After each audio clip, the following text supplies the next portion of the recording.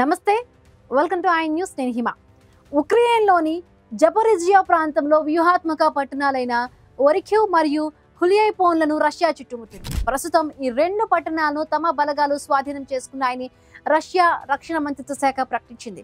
తాజా పరిస్థితిని బట్టి చూస్తే తక్కువ సంఖ్యలో ఉన్న ఉక్రెయిన్ దళాలపై రష్యా బలగాలు క్రమంగా పట్టు సాధిస్తూ ఉన్నాయి.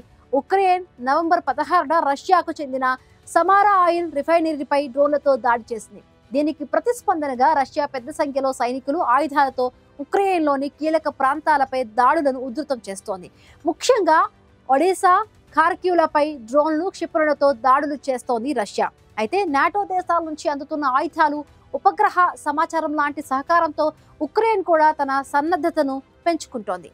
ప్రస్తుతం ఉక్రెయిన్ ముందు జపోరిజియా నగరాన్ని కాపాడుకోవడం, ఈ ప్రాంతాన్ని రక్షించడం కీలకమని నిపుణులు చెబుతున్నారు. ప్రస్తుతం రెండు దేశాల మధ్య లాంగ్ రేంజ్ స్ట్రైక్స్ కొనసాగుతున్నాయి.